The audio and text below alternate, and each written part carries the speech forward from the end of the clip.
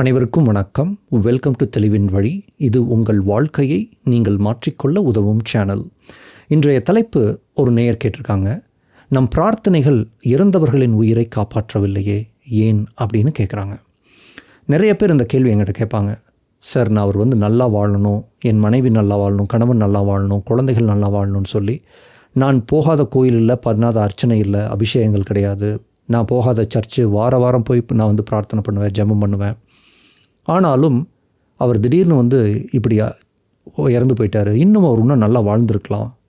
ஏன் இப்படி அவர் உயிர் போயிடுச்சு, என்னோடய பிரார்த்தனைகள் ஏன் நிறைவேறவில்லை அப்படின்னு கேட்பாங்க. சில பேர் என்ன சொல்லுவாங்க, திடீர்னு அவர் ஹாஸ்பிட்டலில் அட்மிட் பண்ணிட்டாங்க, ஒரு 10 நாள் 15 நாள் ஐசியூலேயே இருந்தார், ஒரு மாதம் ஹாஸ்பிட்டல்லே இருந்தார். நான் அந்த மாதிரி டைமில் பண்ணாத பிரார்த்தனைகளே கிடையாது, உருகி நான் வேண்டியிருப்பேன் கடவுள்கிட்ட. பட் இருந்தாலும் ஒரு மாதம் கழித்து அவர் இறந்துட்டார், ஏன் என்னோடய பிரார்த்தனைகள் நிறைவேறவில்லை அப்படின்னு கேட்பாங்க. பொதுவாக நம்மளுடைய ஆன்மீகத்தில் இந்த பிரார்த்தனை அப்படிங்கிறது ஒரு மிகப்பெரிய அங்கம். அது கிறிஸ்துவ மதமாக இருந்தாலும் சரி, இந்து மதமாக இருந்தாலும் சரி, அல்லது இஸ்லாமாக இருந்தாலும் சரி. ஆனால் பிரார்த்தனை பண்ணுங்கள், கண்டிப்பாக கடவுள் உங்களுக்கு செவிசாய்ப்பார், கண்டிப்பாக உங்களுக்கு கடவுள் நிச்சயம் ஒரு வழிகாமிப்பார்னு மோட்டிவேட் பண்ணுறக்கூடிய மக்கள் ஒருவேளை பிரார்த்தனை நடக்கலைன்னா அதற்கு அவர்கள் சொல்லும் பதில் என்னவாக இருக்கும்னா, எல்லாம் கடவுள் விட்ட வழின்ட்டுருவாங்க. இது நமக்கு கன்வின்சிங்காக இருக்காது. நம்ம பிரார்த்தனை பண்ணுறதே நம்மளுடைய கோரிக்கை நிறைவேற வேண்டும் அப்படிங்கிறதுனால தான். ஏன் நிறைவேறவில்லை அப்படின்னா, நீ முழுசாக இன்னும் நம்பலை கடவுளை, இன்னும் நல்லா பிரார்த்தனை பண்ணல, வேறு தெய்வங்களெல்லாம் நீ நம்பிட்டுருக்கிற அப்படின்லாம் சொல்லி மடைமாற்ற முயற்சி செய்வார்கள். இல்லைன்னா எல்லாம் கடவுள் விட்ட வழி, இல்லைன்னா கடவுள் தன்னுடைய பிடித்த குழந்தையை தன்னிடமே அழைத்து கொண்டார் அப்படின்னு சொல்லி சமாதானப்படுத்த முயற்சி செய்வாங்க. சரி, பிடிச்ச குழந்தைய கடவுள் எதுக்கு பூமிக்கு அனுப்பணும்? அதான் பிடிச்ச குழந்தையாச்சு, அப்படியே அவர்கிட்டே வச்சுருக்கலாமில்ல. இங்கே ஏன் ஒரு கல்யாணம் பண்ணி கொடுக்கணும்?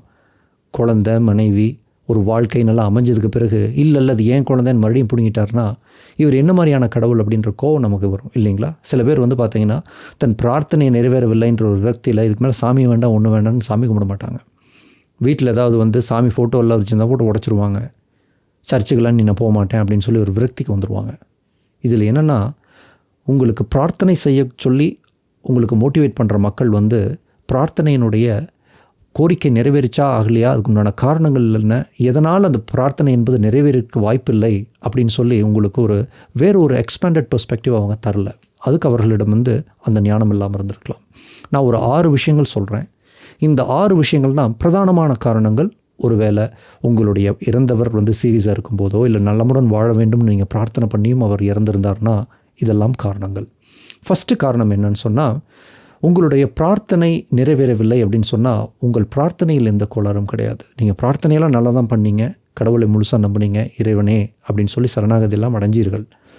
ஆனாலும் பிரார்த்தனை நிறைவேறவில்லை அப்படின்னு நீங்கள் பார்க்குறத விட அவங்களுடைய அன்புக்குரியவருடைய ஆன்மாவினுடைய நிர்ணயம் நிறைவேறிவிட்டது அப்படின்னு அதை புரிஞ்சுக்கணும்.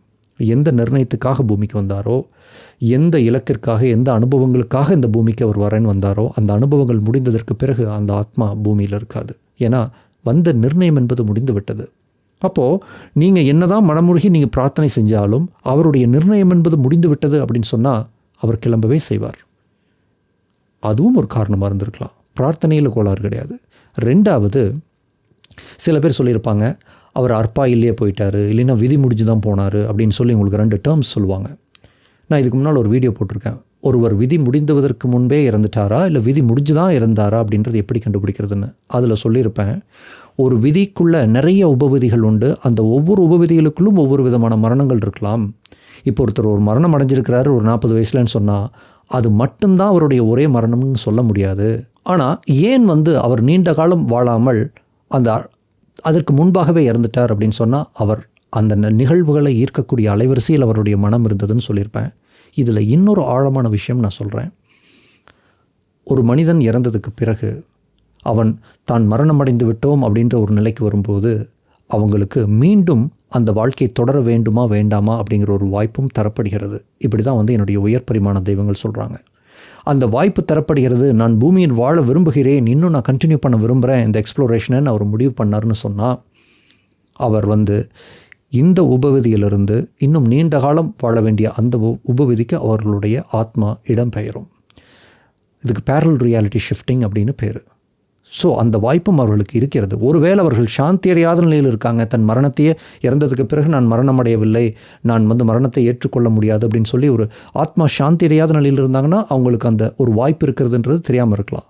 பட் பொதுவாக நிறைய பேர் நாம் ஒரு முறை மட்டுமே இறப்பதில்லை, ஒன்றுக்கும் மேற்பட்ட முறை இறந்தும் மறுபடியும் நம்ம வேற ஒரு பேரல் ரியாலிட்டியில் நம்மளுடைய வாழ்க்கை தொடர்ந்து கொண்டு தான் இருக்கிறோம். இது ரொம்ப ஒரு ஆழமான ஞானம். அப்படி ஒரு வாய்ப்பு இருந்தும் அவர் அதை பயன்படுத்த விரும்பவில்லை.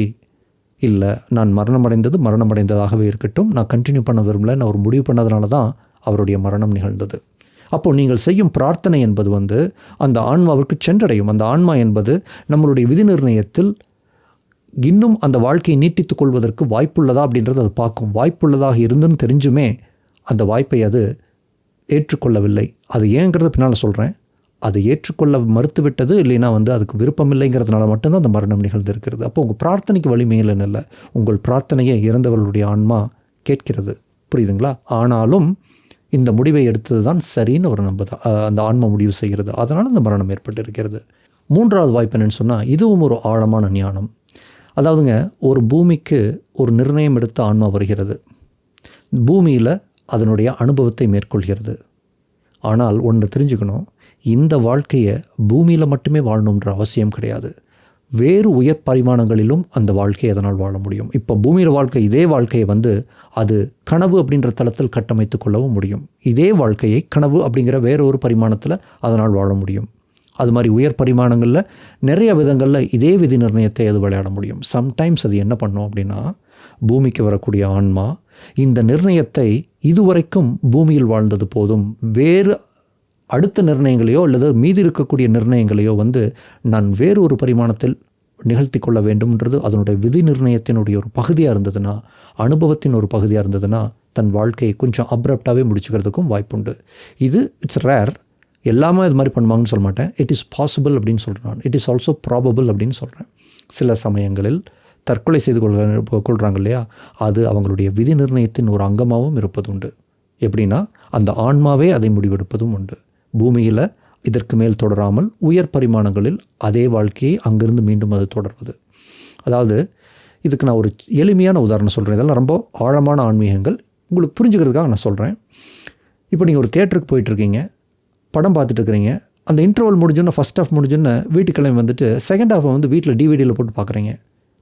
அது ஒரு வேறு மாதிரியான அனுபவம் தானே. தியேட்டரில் பார்க்குறது வேறு அனுபவம், நம்ம வீட்டில் டிவிலையோ மொபைல்லையோ பார்க்குறதுன்றது வேறு அனுபவம் இல்லையா? சில சமயத்தில் எனக்கு செகண்ட் ஹாஃப் பிடிக்கல, ஃபஸ்ட் ஹாஃப் மட்டும் ஓகே. செகண்ட் ஹாஃபில் நிறைய பாட்டு வரும், அதெல்லாம் நான் உட்காந்து தியேட்டரில் பார்க்க மாட்டேன்னு முடிவு பண்ணுறேன்னு வைங்க. அப்போ ஃபஸ்ட் ஹாஃப் மட்டும் பார்க்குறதுக்கு, தியேட்டரில் பார்க்குறது ஆடியன்ஸோடு பார்க்குறதுக்கு பிடிச்சிருக்கு. இங்கே வீட்டுக்கு மீதியை இப்படி ஃபாஸ்ட் ஃபார்வர்ட் பண்ணி நீங்கள் பார்த்துக்கிறீங்கன்னு வைங்க. இது ஒரு சின்ன உதாரணம். அப்போது பார்க்குறது ரெண்டும் ஒரே படம் தான், ஆனால் பார்க்கக்கூடிய தளங்கள் அப்படிங்கிறது தியேட்டர், வீடுன்னு மாறுது இல்லையா? அந்த மாதிரி. அப்படி ஒரு வேளை அப்ரப்டாக இந்த பூமி நிர்ணயத்தில் இல்லாமல் உயர் பரிமாணங்களில் இதே விதி நிர்ணயத்தை தொடர வேண்டும்னு அது அந்த மாதிரியான ஒரு அனுபவத்தை பெற முடிவு செஞ்சுருந்ததுன்னா, உங்களுடைய பிரார்த்தனை என்பது உங்களுக்கு நிறைவேறாதது போல தான் தோணும். ஏன்னா அதனுடைய இலக்கு என்பது வேறு. நான்காவது காரணம், இந்த மரணம் என்பது அந்த ஆன்மாவினுடைய, இப்போ ஒரு மனுஷன் அவர் வாழ்ந்துட்டுருக்காருன்னா, அந்த மனுஷனை சுற்றிய நபர்கள் இருப்பாங்க இல்லையா, அவங்க மனைவி அல்லது கணவன், குழந்தைகள், அப்பா அம்மா, இப்படியெல்லாம் இருப்பாங்க இல்லையா, அவர்களுடைய வாழ்க்கைக்கு இது ஏதோ ஒரு விதத்தில் அது திருப்பு முனையாக மாற வேண்டும் அப்படிங்கிற மாதிரி இருந்ததுன்னா, அந்த முடிவை அது நீங்கள் செய்யும் பிரார்த்தனையை அது செவி சாய்க்காது. இப்போ உதாரணத்துக்கு எத்தனையோ மனைவியர் எனக்கு கணவனை தவிர எனக்கு வேறு உலகமே கிடையாது அப்படின்னு சொல்லி ஹவுஸ் ஒய்ஃபாக மட்டும் இருப்பாங்க. ஆனால் கணவரனுடைய மரணத்திற்கு பிறகு அவங்க தன்னுடைய சுயபலத்துக்குள்ளே ஒரு மிகப்பெரிய வெற்றியாளராகவும் மாறுவாங்க. அவங்களுடைய பிறப்பின் நோக்கம் என்னவாக இருக்கும்னா, என்னுடைய சக்தியை நான் உணரக்கூடிய மனிதராக இருக்கணும், என்னுடைய முழு பலத்தை நான் யார் அப்படிங்கிற என்னுடைய திறமையை கொண்டு வர்றதுக்கு அவருடைய மரணம் அப்படிங்கிறதும் அவங்களுடைய ஒப்பந்தத்தின் ஒரு பகுதியாக இருந்ததுன்னு சொன்னால், அந்த மரணம் என்பது அவங்களுடைய விதி நிர்ணயத்திற்கு திருப்பு முனையாக இருக்கிறதுனால அந்த மரணத்தை அது நிச்சயம் தழுவத்தான் செய்யும். அந்த அவருடைய நோக்கமும் உங்களுடைய நோக்கமும் அதில் பொருந்தி போகிறதுனால அது அப்படி அவர் தொடர்ந்தார்னு சொன்னால், அவங்களோட பிரார்த்தனை நிறைவேறுச்சுன்னு சொன்னால், உங்களுடைய பிறப்பின் நோக்கம் என்பது நிறைவேறாது. அது ஒரு மனுஷனை நீங்கள் புரிஞ்சிக்க முடியாது. அது உங்களுடைய விதி நிர்ணயத்தை புரிந்து உங்களுடைய ஆன்மாவுக்கு தான் அது தெரியும். அப்படிங்கிறதுனால அவர் மேல் ஒரு நம்பிக்கை வைங்கள். உங்கள் பிரார்த்தனை மேலே சந்தேகப்பட தேவையில்லை. உங்களுடைய பிரார்த்தனைகளை கடவுளோ அல்லது அவங்களுடைய ஆன்மாவோ நிறைவேற்றவில்லை அப்படின்னு நீங்கள் உங்களுக்குள்ளே எந்த விதமான நெகட்டிவிட்டியும் தேவையில்லை. இது ஏதோ ஒரு உண்மையை, ஏதோ ஒரு பாசிட்டிவான ஒரு டிரான்ஸ்ஃபர்மேஷனை குறிக்கிறதுன்னு பாருங்கள். கணவன் இறந்ததுக்கு பிறகு மனைவி ஒரு மிகப்பெரிய உச்சத்தை தொட்டவர்கள் நிறைய பேர் இருக்காங்க. அதனால தான் தெளிவின் வழி சொல்லிக் கொடுக்குது. இந்த மரணத்திலும் ஏதோ ஒரு நன்மை இருக்கின்றதுன்ற பார்வையிலிருந்து பார்த்தீங்கன்னா தான் இது ஏன் நிகழ்ந்தது, அப்படி ஒரு விதி நிர்ணயத்தை நான் ஏன் தேர்ந்தெடுத்தேன் அப்படின்றது உங்களுக்கு புரிய வரலாம் அப்படின்னு சொல்லியிருப்பேன். சரிங்களா? அதனால் உங்கள் பிரார்த்தனையில் எந்த பிரச்சனையும் கிடையாது. 5வது என்னென்னு சொன்னால், அந்த இறந்தவர்களுடைய பரிணாம வளர்ச்சி சம்மந்தப்பட்டதாக இருக்கலாம். அதாவது இப்போ உங்கள் கணவர் இருக்கார், அவர் இறந்துட்டார்னு வச்சுக்கோங்க. இப்போது உங்களுடைய அன்புக்குரியவர் இருக்கார், இறந்துட்டார். அப்போ அவர் உயிரோடு இருந்தபோது உங்களுக்கும் அவருக்கும் உண்டான தொடர்புங்கிறது ஒரு மனிதனுக்கும் உண்டான தொடர்பாக இருந்தது இல்லையா? இப்போது அவர் இறந்ததற்கு பிறகு அவருடைய தொடர்பை ஒரு உருவமற்ற ஆத்மசக்தியாக இருந்து அவர் வழிநடத்தக்கூடிய வழிகாட்டுதலை நீங்கள் புரிந்து கொள்கிறீர்கள், அதை நீங்கள் உணர்ந்து கொள்கிறீர்கள், அதன்படி நீங்கள் செய்கிறீர்கள், வாழ்க்கையில் நீங்கள் மேன்மையும் முன்னேற்றத்தையும் பார்க்குறீங்க அப்படிங்கிறது உண்மையாக இருந்ததுன்னா, அல்லது அதுக்கு அப்படி நீங்கள் பயன்படுத்திக்கிறீங்க, அந்த கனெக்ஷன் நீங்கள் புரிஞ்சுக்கிறீங்கன்னா, இது மனிதனுக்கும் ஒரு ஆத்மாவுக்கும் உண்டான உறவாக ஒரு பரிணாம வளர்ச்சி அடையவும் வாய்ப்புண்டு. அப்போது இந்த பரிணாம வளர்ச்சி என்பது அவருக்கும் தேவைப்பட்டிருக்கலாம், உங்களுக்கும் தேவைப்பட்டிருக்கலாம். ஒரு ஆத்மாவாக இருந்து நான் மனிதனை வழி நடத்த வேண்டும், மனிதனாக பிறந்து மறுபடியும் ஒரு ஆத்மாவாக உணர்ந்து உயிரோடு இருக்கக்கூடிய தன்னுடைய பந்தப்பட்ட அந்த மனிதர்களை தனக்கு பாத்தியப்பட்ட அந்த மனிதர்களை நான் ஒரு ஆத்மாவாக வழி நடத்த வேண்டும் அப்படின்னும், நீங்கள் ஒரு கணவன் மனைவியாவோ அல்லது மனிதர்களாக வாழ்ந்து கொண்டிருக்கக்கூடிய நான் அவர் இறந்ததுக்கு பிறகு ஒரு மனிதனுக்கும் ஒரு ஆத்மாவிற்கும் உண்டான ஒரு உறவாக தொடர்பாக நான் என்னுடைய கான்ஷியஸ்னஸ் நான் ஸ்ட்ரெச் பண்ணிக்க விரும்புகிறேன்னு நீங்கள் முடிவு பண்ணியிருந்தீங்கன்னா, இது உங்களுடைய பரிணாம வளர்ச்சி சம்மந்தப்பட்டது. அப்போது அ கம்ப்ளீட் பாசிட்டிவ் எவல்யூஷன் அப்படிங்கிறது உங்களுக்கு எவல்யூஷன் நோக்கி நீங்கள் போவீங்க. அதுக்கும் இது நடந்திருக்கலாம். அப்படிங்கும்போது உங்களுடைய பிரார்த்தனை அந்த டைமில் எப்படி நிறைவேறும்? இதுவும் உங்களுடைய இதில் ஒரு பெரிய ரகசியம் இருக்கிறது. என்ன ரகசியம் அப்படிங்கிற அந்த பெட்டிக்குள்ளே இருக்கக்கூடிய ரகசியத்தை நீங்கள் உங்கள் ஆர்வம் எதுவோ உற்சாகம் எதுவோ அதற்கு நீங்கள் செயல் வடிவம் கொடுத்தீங்கன்னா தான் இது எதற்காக நிகழ்ந்ததுன்றது கண்டுபிடிக்க முடியும். சரிங்களா? கடைசியாக உங்களுடைய அன்புக்குரியவருடைய நோக்கமே ஒரு குறிப்பிட்ட விதத்தில் இறக்க வேண்டும் அப்படிங்கிறது தான். அந்த மரணம் என்பதே அந்த குறிப்பிட்ட நேரத்தில் குறிப்பிட்ட இடத்தில் ஒரு குறிப்பிட்ட விதத்தில் தான் நிகழும். அது அந்த முறை மட்டும்தான் நிகழும். அதை நான் அனுபவித்தாக வேண்டும்ன்றது அவருடைய விதி நிர்ணயமாக இருந்ததுன்னு சொன்னால், உங்களுடைய பிரார்த்தனைகள் என்பது அவருடைய மரணத்தையோ அல்லது மாற்றாது. இப்போ உதாரணத்திற்கு இப்போ டைட்டானிக் கப்பல் இருக்குன்னு வச்சுக்கோங்களேன். ஒரு நடுக்கடலில் மூழ்கி அது உடைஞ்சு மூழ்குது. அந்த ஆன்மாக்கள் அவ்வாறு அந்த மரணம் நிகழ்ந்தாக வேண்டும். ஏன்னா ஆன்மாக்கு பிறப்பு இறப்புங்கிறது எல்லாமே அனுபவம் தான். ஒரு அனுபவத்திற்காக தான் நீங்கள் இப்போவும் வாழ்ந்துட்டுருக்கிறீங்க. அப்போது அந்த மரணம் என்பது தனித்துவமாக அவங்க வடிவமைக்கப்பட்டிருந்தாங்கன்னு சொன்னால், இப்போ விமானத்தில் போயிட்டுருக்காங்க 25,000 அடி மேலே, திடீர்னு வெடித்து செதறது, அப்படி இருக்கிறவங்களும் உண்டு. ஒரு டிஸ்கோ பாரில் டான்ஸ் ஆடிட்டு இருப்பாங்கள்ல சந்தோஷமாக, திடீர்னு ஒருத்தர் துப்பாக்கி எடுத்துன்னு படப்படப்படன்னு சுட்டிருப்பான். அந்த சந்தோஷமாக இருக்கும்போதே அந்த உயிர் போகணுங்கிறது அவங்களுடைய விதி நிர்ணயமாக இருக்கலாம். இதெல்லாம் என்னென்னா தனித்துவமான மரணங்கள். இந்த மரணம் என்பது ரொம்ப யுனிக்காக இருக்கணும் அப்படின்னு அவர் டிசைட் பண்ணியிருந்தாருன்னா கண்டிப்பாக அது நிகழும். இல்லைன்னா சில சமயத்தில் அந்த உறக்கத்திலேயே ஒரு பீஸ்ஃபுல்லாக மரணம் அடைந்து விட வேண்டும் அப்படிங்கிறது அவருடைய நோக்கமாக இருந்ததுன்னா, இல்லைன்னா எந்த விதமான வலி வேதனை இல்லாமல் தான் மரணம் அடைய வேண்டும் அப்படின்றது இருந்ததுன்னா, இப்போ நீங்கள் சொல்லக்கூடிய அந்த பிரார்த்தனை என்பது நிறைவேறிச்சுன்னு சொன்னால், இதற்கு பிறகு அடுத்து வரக்கூடிய மரணங்கள் அதுக்குண்டான சாத்தியங்கள்ங்கிறது அது அவருக்கு அவ்வளோ பெயின்ஃபுல்லாக இருக்கும், அவ்வளோ சுகமாக இருக்காது, இல்லைன்னா அவர் விரும்பியது போல் இருக்காதுன்னு சொன்னாலும் உங்களுடைய பிரார்த்தனை என்பது நிறைவேறாமல் போகலாம். அதுக்காக அதை நெகட்டிவாக பார்க்கணுங்கிற அவசியம் இல்லை. இதுவும் ஒரு நன்மைக்காக. அப்போது இவ்வளவு காரணங்கள் அதில் இருக்கலாம். அப்படிங்கும்போது இந்த காரணங்களை நீங்கள் புரிஞ்சுக்காமல் நீங்கள் கண்ணை கட்டிட்டு நீங்கள் பிரார்த்தனை பண்ணுறது அப்படிங்கிறது உங்களுக்கு அது கண் கட்டி காட்டில் விட்ட மாதிரி தான் இருக்கும். அதை ஆன்மீகவாதிகள் உங்களுக்கு புரிய வைக்கிறதில்ல. சரிங்களா? இப்போ இதில் தெளிவு உங்களுக்கு வருதுங்களா? அப்போ என்ன காரணத்திற்காக அவர் மரணம் அடைந்தார், ஏன் என்னோடய பிரார்த்தனை நிறைவேறலை அப்படின்றதுக்கு உண்டான ஜென்ரல் ரீசன்ஸ்.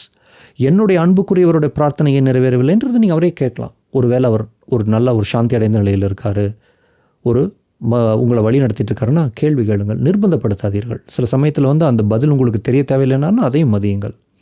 மொத்தத்தில் அவரை நீங்கள் சாந்திப்படுத்துங்கள், அவருக்கு நீங்கள் உங்களோட லவ் வைப்ரேஷன்ஸ் அனுப்புங்க. இந்த மரணத்தை பற்றி கேட்டு அவர் தொந்தரவு பண்ணுன்றது கூட என்னோடய ரெக்கமெண்டேஷனில் கிடையாது. அப்படி உங்களுக்கு அதில் ஒரு க்யூரியாசிட்டி இருக்குது, அதில் ஒரு தேடல் இருக்குன்னா நீங்கள் அவர்கிட்ட கேட்கலாம். உங்கள் அன்புக்குரியவரிடமே கேளுங்கள். ஏன்னா உங்களுடைய அன்புக்குரிய ஆன்மா தான் இதற்கு அதிபதி. அவருடைய அனுமதி இல்லாமல் இங்கே வேறு யாரும் அதை சொல்ல முடியாது. இதில் உங்களுக்கு ஒரு தெளிவு கிடைக்கும் நான் நம்புகிறேன். உங்களுக்கு இதில் வேறு ஏதாவது கேள்விகளோ சந்தேகங்களோ இருந்ததுன்னா கமெண்ட் செக்ஷனில் டைப் பண்ணுங்கள். உங்களுடைய பர்சனல் வாழ்க்கை சம்மந்தமான கேள்விகள், அதற்கு ஆலோசனைகள் வேண்டும், எனக்கு மரணம் சம்மந்தமான விஷயங்கள் நான் கொஞ்சம் பாதிக்கப்பட்டிருக்கேன், எனக்கு கவுன்சிலிங் வேணும்னு நீங்கள் ஃபீல் பண்ணிங்கன்னா என்கிட்ட ஒரு பெய்ட் கவுன்சிலிங் புக் பண்ணிக்கலாம். கவுன்சிலிங் என்பது ஃபோன் மூலமாக என்னுடைய வாட்ஸ்அப் நம்பருக்கு ஒரு டெக்ஸ்ட் மெசேஜ் இல்லைன்னா ஒரு வாய்ஸ் மெசேஜ் அனுப்புங்க. கால் செய்வதை தவிர்க்கவும். இந்த சேனலில் தொடர்ந்து பார்த்து வரும் நேயராக இருக்கின்றீர்கள். உங்களுக்குள்ள நிறைய மாற்றங்கள் நிகழ்ந்திருக்கின்றது. இந்த மாற்றங்கள் என்பது தெளிவின் வழியால் நிகழ்ந்தவை. நான் மாறியதைப் போலவே மற்ற மனிதர்களும் மாற வேண்டும். அந்த மாற்றம் என்பது என் வாழ்க்கையில் எப்படி இன்றியமையதாக இருந்ததோ அது மாதிரி மற்ற மக்களுக்கும் அது சென்றடைய வேண்டும்னு உங்களுடைய உள்ளுணர்வு சொல்லிச்சுன்னா இந்த சேனலுடைய வளர்ச்சிக்காக நீங்கள் கான்ட்ரிபியூட் பண்ணலாம். மேலே இருக்கிறது என்னுடைய ஜிபே நம்பர், இல்லைனா கீழே தெளிவின் வழி பக்கத்தில் தேங்க்ஸ் அப்படின்னு ஒரு பட்டன் இருக்கும், இல்லைனா ஒரு ஜாயின் ஒரு பட்டன் இருக்கும். உங்களுடைய கான்ட்ரிபியூஷன்ஸ் அனுப்பலாம். நீங்கள் எதையும் தானமாக தர தேவையில்லை. உங்களுடைய மாற்றத்திலிருந்தே தாருங்கள். உங்களுடைய மாற்றத்திலிருந்து தருவது தான் உங்களுடைய வெற்றி, என்னுடைய வெற்றியும் கூட. அதற்கொண்டே நான் ஒரு முழு நேர ஆன்மீகவாதியாக அந்த பொருளை கொண்டு என்னை மாற்றிக்கொள்ள வேண்டும் அப்படின்னு நான் முடிவு செஞ்சுருக்கிறேன். இல்லை என்றாலும் என்னுடைய உழைப்பில் நான் என்ன சம்பாதிக்கிறேனோ அதை கொண்டுட்டு என்னுடைய மீதி நேரம் போக நான் ஒரு பார்ட் டைமாக நான் ஷேர் பண்ணுவேன். பட் இருந்தாலும் நான் ஷேர் பண்ணக்கூடிய விஷயங்கள் என்பது நிறைய மக்களை சென்றடைய வேண்டும் அப்படின்னு சொன்னால் அந்த யூடியூப் மட்டுமே பத்தாது. அதற்கு நான் ஒரு முழு நேர ஆன்மீகவாதியாக இருப்பது தான் சரி. உங்கள் வாழ்க்கையில் டிரான்ஸ்ஃபர்மேஷன் இருந்திருக்கு, மாற்றம் நிகழ்ந்திருக்குன்னா மட்டும் நீங்கள் எனக்கு அந்த கான்ட்ரிபியூஷன்ஸ் அனுப்பலாம். தானமாக அல்ல, உங்கள் மாற்றத்திலிருந்து. சரிங்களா? பிகாஸ் நான் ஒருவர் என்னுடைய சம்பாத்தியத்தையெல்லாம் விட்டுட்டு இந்த ஆன்மீகத்துக்குள்ளே வரணும் அப்படிங்கிறது இட்ஸ் குவைட் அ சேலஞ்ச். அப்படிங்கும்போது அதுக்கு சப்போர்ட் தேவை. அது உங்களுடைய மாற்றத்திலிருந்து வந்ததாக இருக்கட்டும். சரிங்களா? உங்களுடைய பொன்னான நேரத்துக்கு என்னுடைய மிக்க மகிழ்ச்சி. Thank you very much for your time.